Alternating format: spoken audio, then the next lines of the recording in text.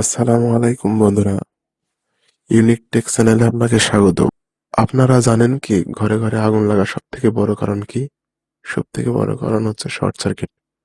আজকের ভিডিওতে আমি জানাবো শর্ট সার্কিট কেন হয়, কিভাবে হয়, আর কিভাবে আমরা সহজে এই শর্ট সার্কিট থেকে বাঁচতে পারি।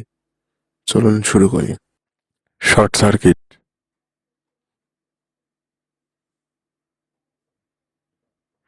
শর্ট সার্কিট কেন হয়, কিভাবে হয়, আর কিভাবে আমরা সহজে এর থেকে বাঁচতে পারি, এখন আমরা আলোচনা করব। শর্ট সার্কিট কি? শর্ট সার্কিট হলো এমন একটি অবস্থা যখন ফেজ আর নিউট্রাল তার সরাসরি একে অপরের সাথে লেগে যায়। এর ফলে হঠাৎ করে অনেক বেশি কারেন্ট প্রবাহিত হয় আর তখনই স্পার্ক হয়, আগুন লাগে, যন্ত্রপাতি নষ্ট হয়ে যায়। শর্ট সার্কিট কেন হয়? শর্ট সার্কিট হওয়ার প্রধান কারণ হলো তারের ইনসুলেশন নষ্ট হওয়া।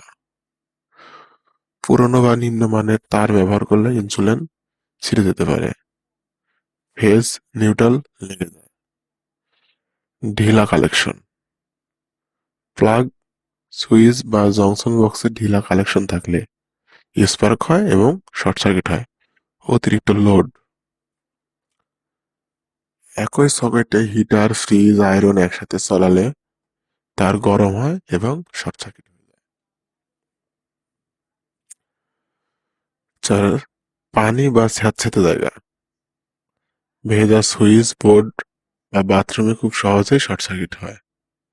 নিম্নমানের ইলেকট্রিক সামগ্রী ব্যবহার করা।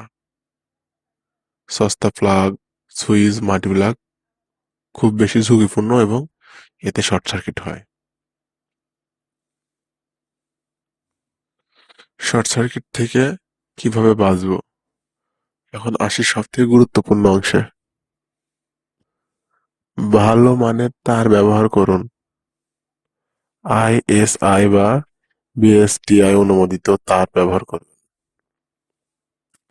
সঠিক এমসিবি ব্যবহার করবেন। এমসিবি সম্পর্কে এর আগের ভিডিওতে আলোচনা করেছি। সঠিক মানের, ভালো মানের এমসিবি ব্যবহার করবেন। লোড অনুযায়ী 10 এম্পিয়ার, 16 এম্পিয়ার এবং 32 এম্পিয়ার এমসিবি বসান। অতিরিক্ত লোড দেবেন না। একই লাইনে অনেক যন্ত্র, পুরনো তার বা ঢিলা সুইচ সময়মতো পরিবর্তন করুন। পানি থেকে দূরে থাকুন। ভেজা হাতে কখনোই সুইচ বা প্লাগ স্পর্শ করবেন না।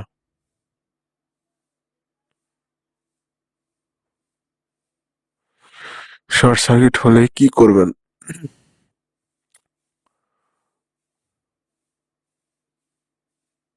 সাথে সাথে মেইন সুইচ অফ করুন। আগুন লাগলে পানি নয়, ফায়ার এক্সটিংগুইশার ব্যবহার করুন। প্রয়োজনে দক্ষ ইলেকট্রিশিয়ানকে ডাকুন।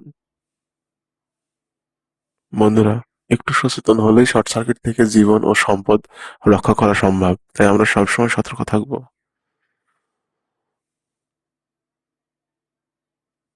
ভালো থাকবেন।